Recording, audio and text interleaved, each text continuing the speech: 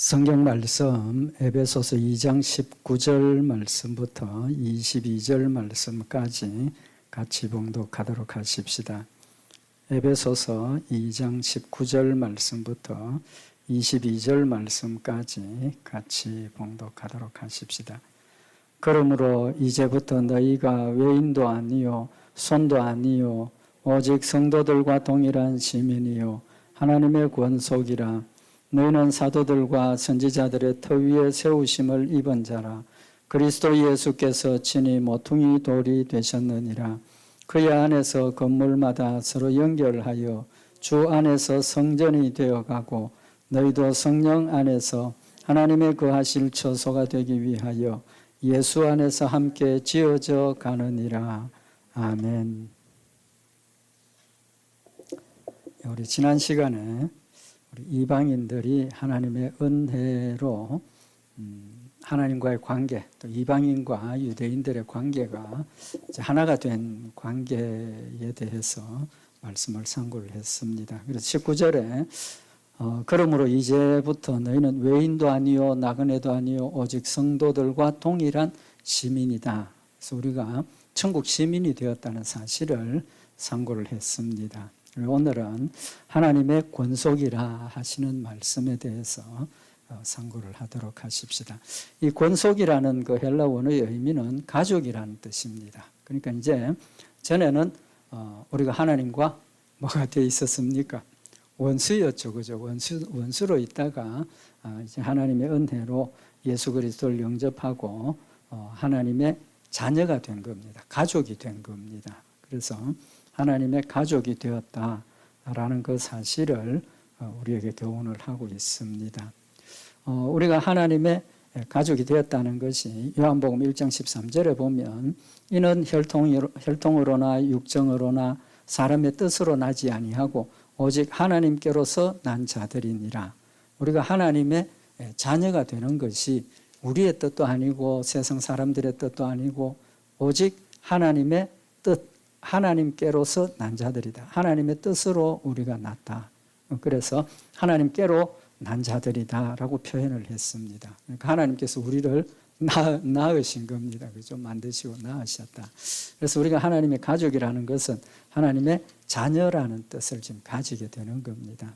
두 번째로 마태복음 12장 50절에 보면 누구든지 하늘에 계신 내 아버지의 뜻대로 하는 자가 내 형제요 자매요 모친이라 하시더라. 예수님께서 하신 말씀이죠. 그죠? 예수님께서 하신 말씀인데 예수님을 모시러 찾으러 식구들 진짜 육신의 어머니 또 형제들이 찾으러 왔을 때 예수님께서 누가 내 형제고 모친이냐라고 말씀을 하시면서 내 아버지 하늘에 계신 내 아버지의 뜻대로 하는 자가 내 형제요 자매요 모친이라.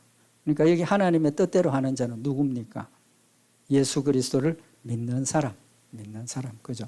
믿으면 늘 말씀을 똑같은 말씀인데 예수를 믿으면 조그만한 거라도 하나님 말씀을 순종하게 되어 있다는 겁니다. 그래서 하나님의 뜻대로 하는 자, 순종하는 자가 하나님의 예수님의 형제요, 자매요, 모친이라고 말씀을 하셔서 믿음과 순종의 관계를 지금 말씀을 하시는 겁니다. 그래서 우리가 하나님의 가족이 되었다 하는 것은 내 힘으로가 아니라 하나님 믿음의 역사로 성령의 역사로 우리가 하나님의 말씀을 순종하는 자라는 사실을 아울러서 우리에게 지금 교훈을 하는 말씀입니다. 그 다음에 세 번째 아들이 된 그 모습이 갈라디아서 4장 7절에 보면 그러므로 네가 이후로는 종이 아니요 아들이니 아들이면 하나님으로 말미암아 유업을 이을 자니라 라고 말씀을 하셨습니다. 이제 종이 아니라는 겁니다. 그러면 전에는 하나님과 원수되었는데 하나님과 원수된 그 상황을 다른 말로 표현하면 뭐가 됩니까? 사탄의 종이라는 겁니다. 죽음의 사망의 종이고 사탄의 종이라는 겁니다. 그래서 사탄이 우리를 다스리고 또 우리를 지배하고 이제 그런 상황이었는데 이제는 값주고 우리를 사셔서 하나님의 것이 되었고 하나님의 것이 된다는 그 말은 우리가 하나님의 아들이 되어서 하나님으로 말미암아 유업을 이을 자다. 하나님의 아들이라는 것은 아들의 특권은 뭡니까? 아버지의 유산을 상속하는 거죠. 부모님의 유산을 상속하는 상속권이 있다는 겁니다. 그래서 우리가 하나님의 권속, 가족이 된 그 특권이 첫째는 하나님의 뜻으로 우리가 하나님 아들이 되었다. 그 특권입니다. 하나님께서 나에게 주신 특권. 그렇고 그다음에 두 번째는 하나님의 뜻대로 순종하게 하시는 것. 우리의 특권입니다. 그것도 특권입니다. 세 번째는 하나님의 유업, 약속하신 유업을 이어가는 자다. 그 이제 하나님 아들 됨의 특권을 또 축복이기도 하죠. 그렇게 의미를 하고 있습니다. 그래서 요한복음 20장 17절에 보면 부활하신 예수님을 만났을 때 예수님께서 하시는 말씀이 나를 만지지 말라. 내가 아직 아버지께로 올라가지 못하였노라. 너는 내 형제들에게 가서 이르되 내가 내 아버지 곧 너희 아버지 내 하나님 곧 너희 하나님께로 올라가라 간다 하라 하셨다. 막달라 마리아 여자들이 와서 새벽에 빈 무덤을 보고 있다가 울고 있을 때 예수님 부활하신 예수님 나타났을 때 너무 기뻐서 막 이렇게 안으려고 할 때 만지지 말라고. 나 아직 아버지께로 못 갔다. 그 내 아버지는 누구의 아버지? 너희의 아버지. 그리고 제자들에게 내 형제들에게 가서 내 아버지 너희 아버지 내 하나님 너희 하나님께로 올라간다 전하라고 말씀을 하셔서 예수님께서 직접 예수 믿는 성도들이 자신과 형제됨을 분명하게 지금 밝혀주고 있는 겁니다. 그래서 예수님께서 우리가 하나님의 아들이 되었다는 것 명확하게 밝혀주셨습니다. 그래서 전에 우리가 예수 믿기 전에 죄의 종이라 그랬는데 요한복음 8장 34절에 예수께서 대답하시되 진실로 진실로 너희에게 이르노니 죄를 범하는 자마다 죄의 종이라. 죄를 범하는 자마다 죄의 종이다. 그러니까 좀 전에 하나님의 말씀을 순종하는 사람은 하나님의 자녀다. 이제 그렇게 대비를 해서 말씀을 하고 있는 겁니다. 그래서 우리가 누구에게 순종을 하든지 그 순종하는 사람이 누가 됩니까? 주인이 된다는 거죠. 죄의 사탄의 말을 따라 순종하면 우리는 죄의 종이 되는 것이고 하나님의 말씀을 순종하면 하나님의 종이 되는 거고. 근데 그 종에서 이제는 우리의 신분이 아들로 변화되었다는 사실을 말씀을 하시는 겁니다. 그래서 로마서 6장 16절에 보면 너희 자신을 종으로 들여 누구에게 순종하든지 그 순종함을 받는 자의 종이 되는 줄을 너희가 알지 못하느냐. 혹은 죄의 종으로 사망에 이르고 혹은 순종의 종으로 의에 이르느니라 라고 말씀을 하고 있는 겁니다. 그리고 우리가 누구에게 순종하느냐에 따라서 우리의 소속이 결정이 나고 드러난다라는 사실을 지금 말씀을 하고 있는 겁니다. 그래서 우리가 하나님의 종, 하나님 우리의 주인이고 왕이시고 우린 신하고 이제 그런 관계로 있다가 이제는 그 관계를 넘어서 하나님의 권속이 되었다, 아들이 되었다는 사실을 지금 말씀을 하고 있는 겁니다.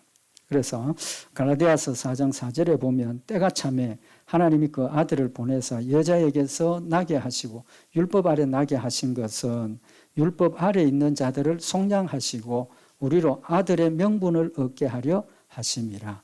때가 되어서 하나님 작정하시고 계획하신 때가 되어서 예수 그리스도를 이 땅에 인간으로 여자의 몸에서 나게 하시고 우리를 대신해서 십자가에 못 박으신 속량의 속죄의 제물로 드려지신 것은 우리로 아들의 명분을 얻도록 하기 위해서라고 분명히 밝히고 있는 겁니다.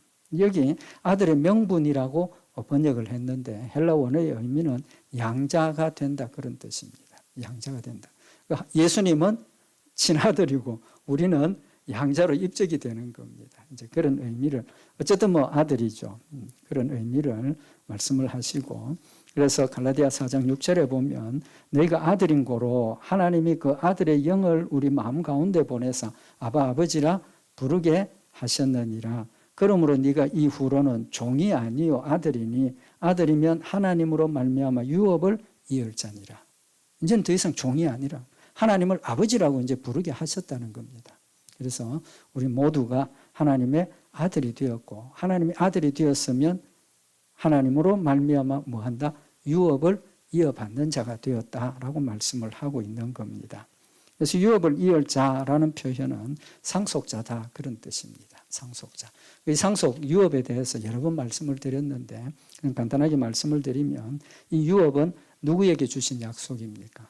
하나님이 주신 약속을 유업으로 받는데 그 유업이 아브라함에게 주신 약속이라는 거죠. 그래서 아브라함에게 아브라함의 후손으로 다윗의 후손으로 왕이신 예수 그리스도가 나게 하시고 또 하나님께서 아브라함에게 가나안 땅을 약속으로 주신 그 가나안 땅은 뭐라고 그랬습니까? 천국이죠. 그래서 천국을 약속하셨는데 그 약속이 아브라함에게만 주신 것이 아니고 아브라함 이후로 오는 믿음의 후손들이 그 약속을 유산으로 이어받는 겁니다. 그러니까 하나님께서 아브라함에게 주신 그 약속, 구속의 약속이 아브라함에게만 주신 것이 아니라는 겁니다. 그 약속이 자자손손 아브라함의 대를 이어서 오는 믿음의 후손들에게 똑같이 주신다는 거죠. 그래서 한번 천국을 약속하신 그 약속이 지금까지도 유산으로 계속 이어져 오는 겁니다. 변치 않고 그 약속이 똑같이 내려오는 겁니다.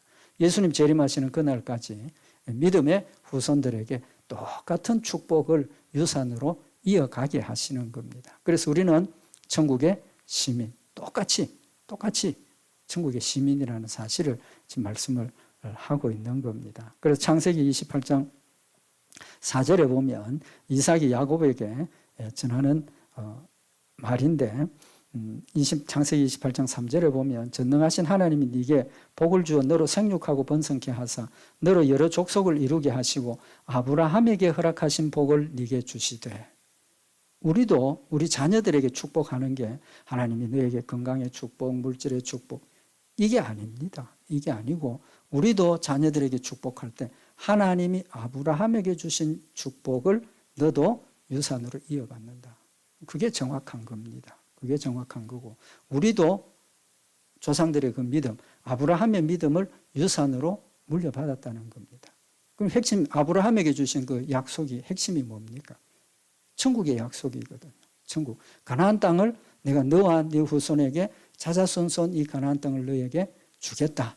유산으로 주겠다. 그 가나안이라는 땅이 영적으로 천국을 의미하는 거지 않습니까? 그래서 하나님께서 우리 모든 성도들에게 주신 유산은 똑같은 겁니다. 똑같은 것. 천국의 소망을 우리가 같이 가진 겁니다. 그래서 우리가 하나님의 자녀로 형제로 똑같은 축복의 소망을 가지고 같은 소망을 가지고 같은 믿음을 가지고 우리가 성령 안에 하나가 되어서 주를 섬기는 겁니다. 그래서 레위기 20장 24절에 보면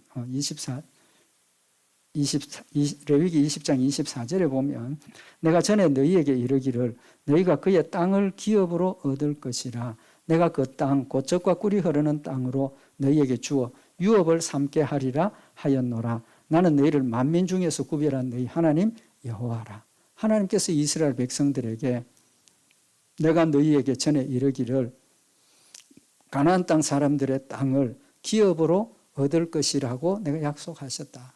그렇게 말씀을 하시지 않습니까? 그래서 내가 그 땅 곧 젖과 꿀이 흐르는 땅으로 너희를 주어 유업으로 삼게 하리라. 들어갔던 그 세대만 받아서 누리고 끝나는 게 아니고 자자손손 그 가나안 땅을 유업으로 가지게 하시겠다라고 말씀을 하시는 겁니다.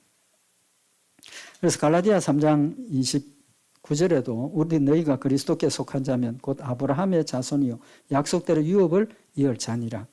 그러니까 아브라함의 자손이라는 뜻은 구약 성경에는 혈통적인 아브라함으로 이스라엘 백성들이 받아들였죠. 그러니까 자신들은 아브라함의 후손이고 우리 이방인들은 혈통적으로 아브라함의 후손이 아니기 때문에 이방인이다. 그렇게 단정을 하고 그렇게 지냈죠.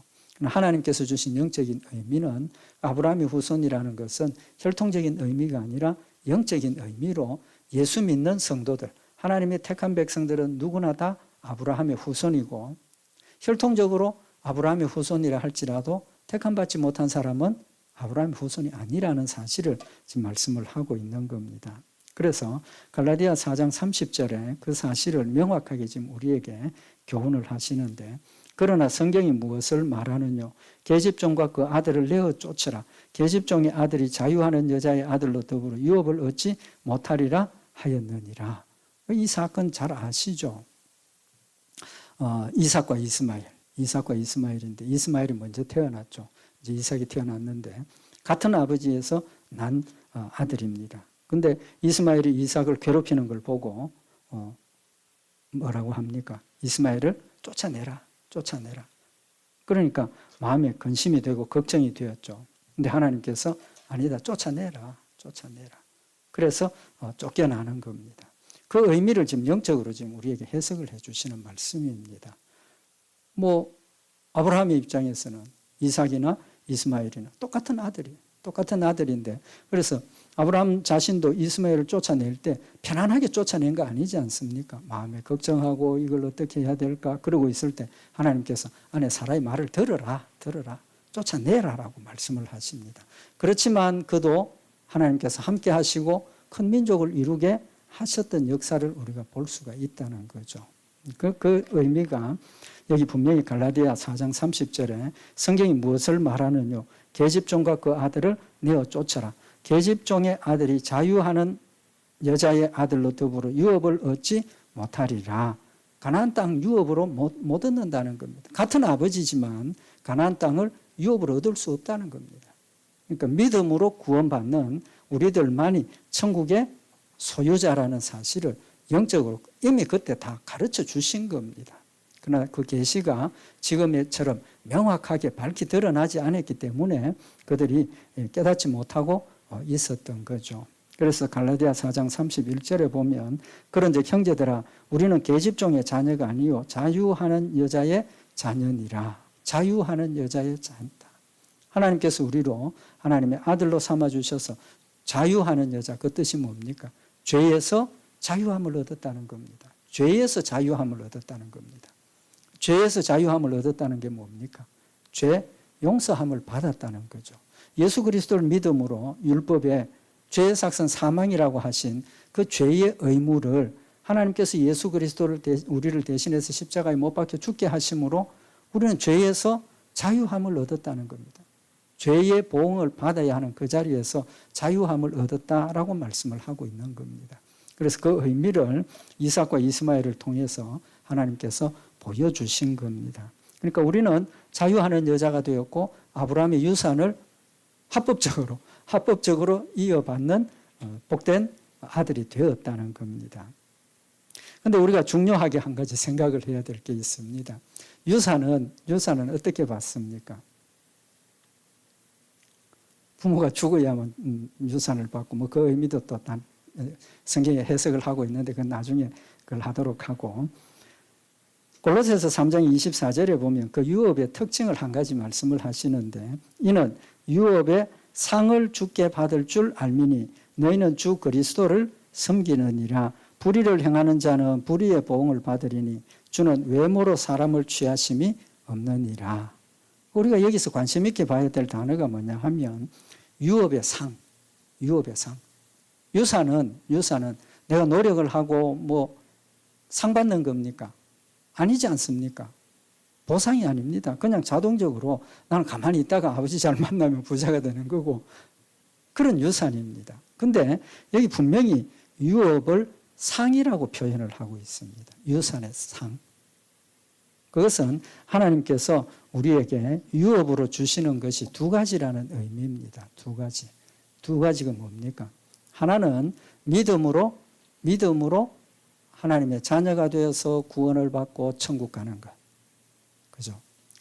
우리는 보상이 아닙니다. 하나님이 우리에게 은혜로 주신 것이고 하나님 우리에게 축복으로 주신 것이고 상은 뭡니까?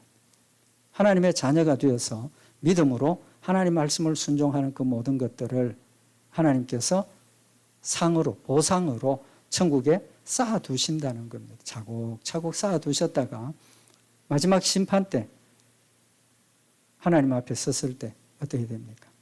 두 가지를 합니다. 하나는 내 죄를 전부 고백을 하고 회개해야만 용서를 받으니까 회개 안 하면 용서 못 받습니다. 그죠? 회개를 해야만 용서를 받으니까 우리가 살아가면서 죄 지은 것 다 회개합니까? 못합니까? 못하죠. 할 수가 없습니다. 알고도 지은 죄가 있고 모르고도 지은 죄가 있고 알고 지은 죄는 회개할 수 있지만 모르고 지은 죄는 회개할 수가 없는 거예요. 또 기억력이 좀 저처럼 멍청한 사람은 죄를 지어놓고 심각한 죄 아닌 것은 지어놓고 시간이 지나면 어떻게 됩니까? 잊어버리잖아요.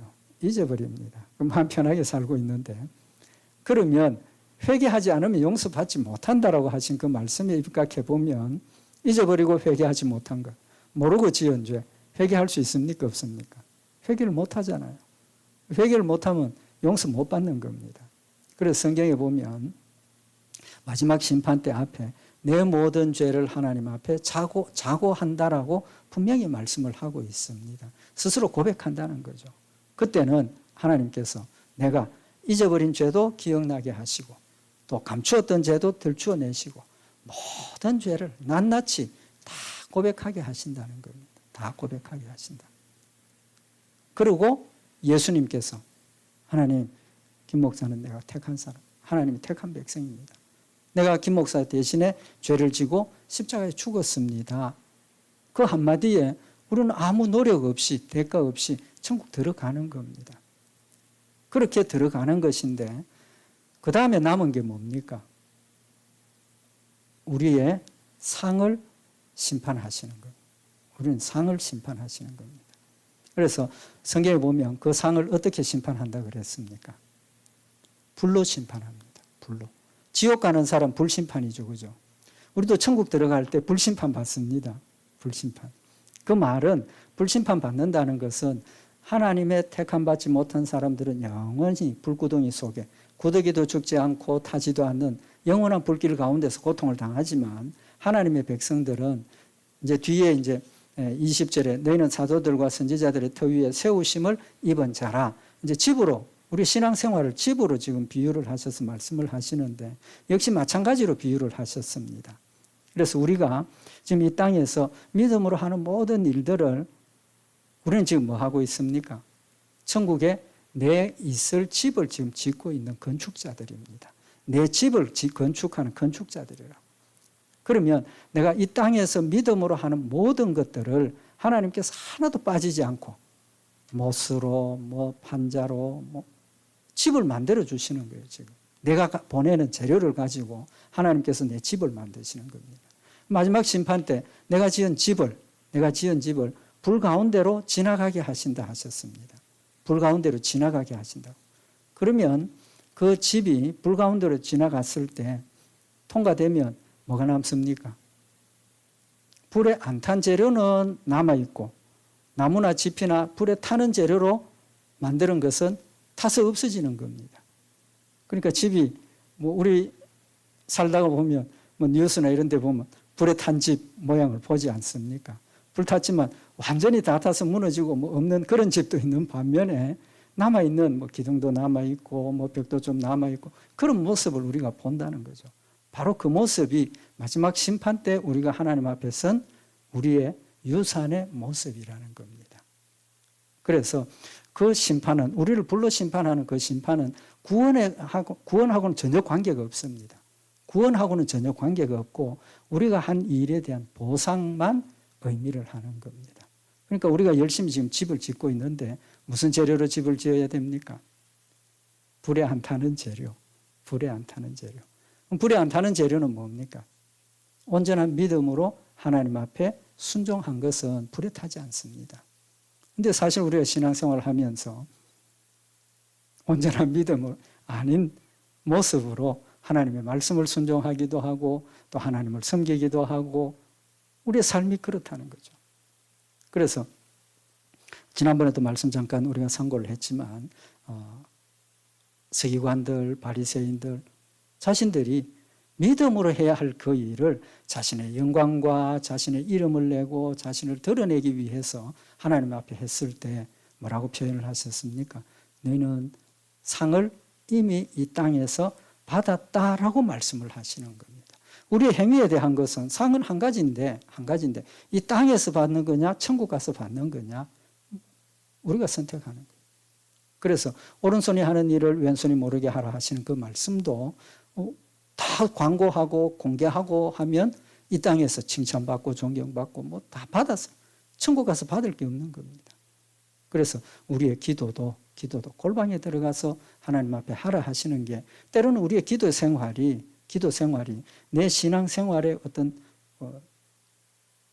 바로메터가 되어서 기도 많이 하면 신앙이 좋구나, 열심히 신앙생활 하는구나, 그런 의미도 우리에게 부여될 수 있다는 겁니다.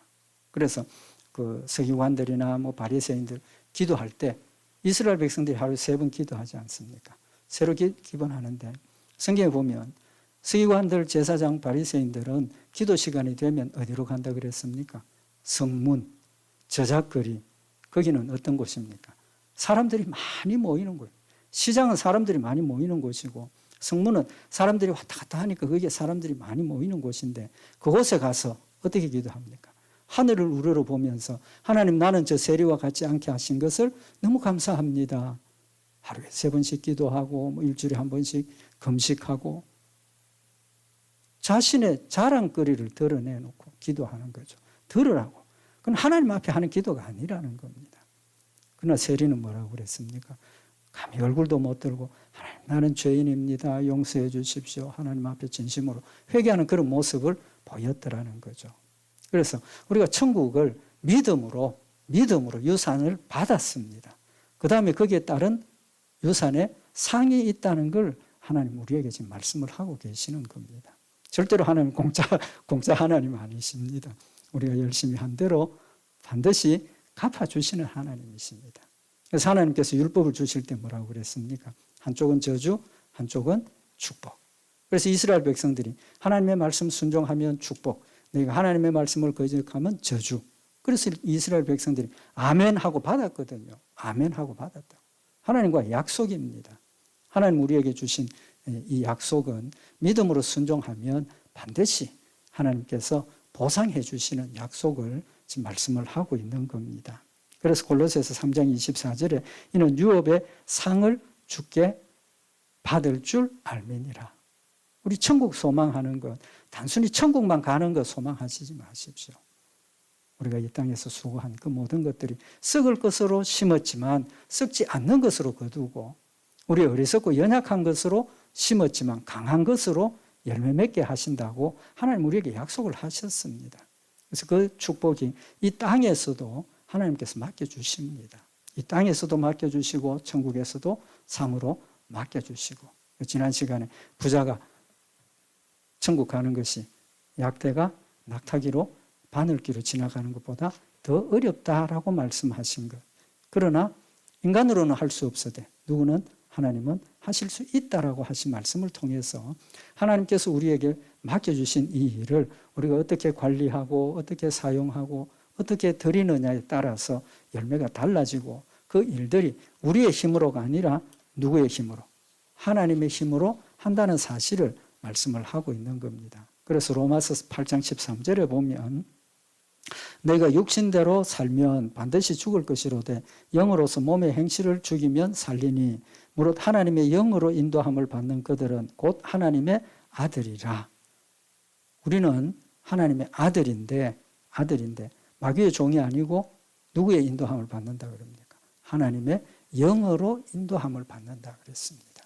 우리가 예수 그리스도를 나의 구주로 고백하는 것은 누구 때문입니까?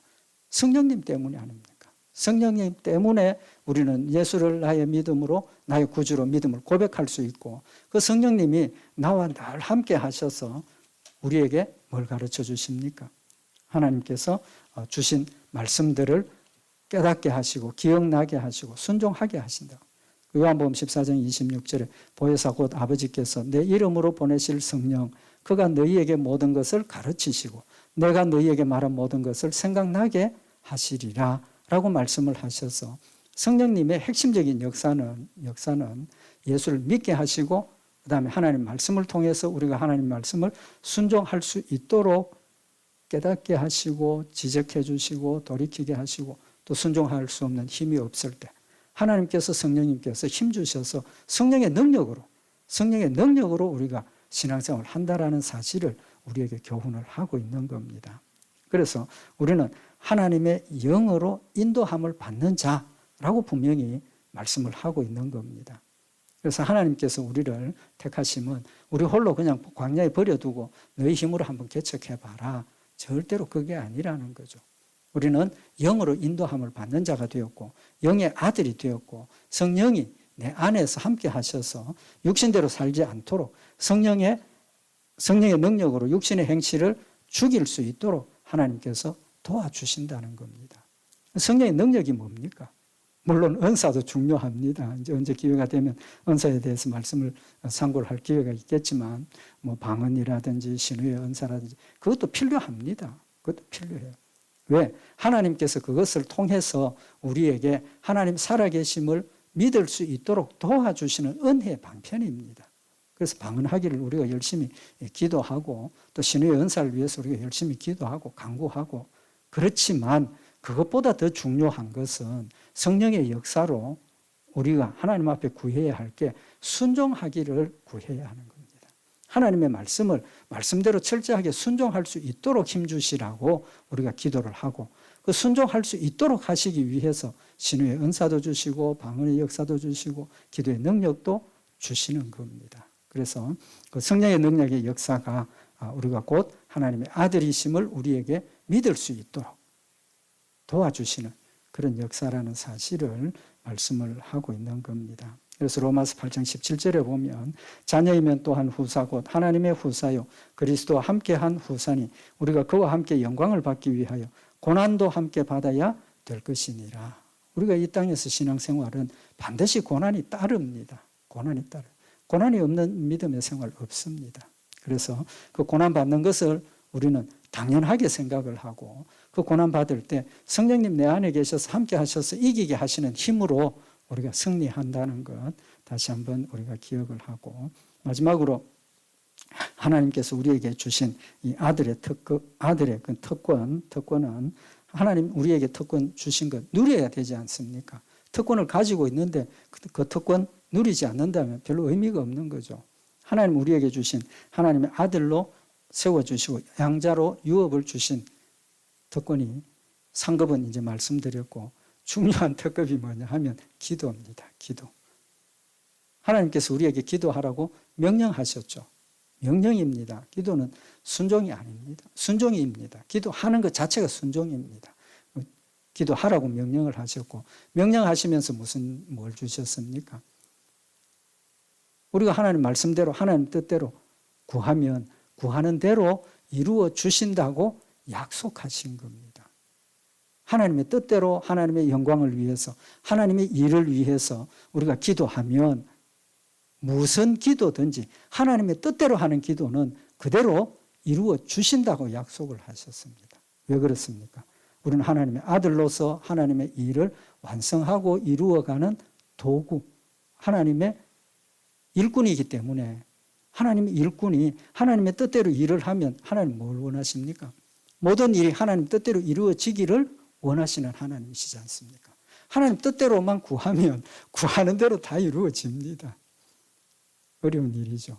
하나님 뜻이 무엇인지 우리가 분별해야 하고 또 하나님의 뜻을 위해서 우리가 순종도 해야 되고 여러 가지 복합적인 겁니다. 그래서 하나님께서 우리가 하나님의 아들로서 우리에게 주신 특권은 기도의 특권입니다. 기도의 특권. 그래서 약속도 하셨고 믿음으로 우리가 열심히 기도하면 하나님 우리의 기도를 들으시고 또 상급을 약속하셨으니까 그건 우리에게만 주신 특권입니다. 믿지 않는 자들은 그 상급하고 상관이 없는 겁니다. 하늘나라의 상급을 우리에게 특권으로 약속을 하신 겁니다.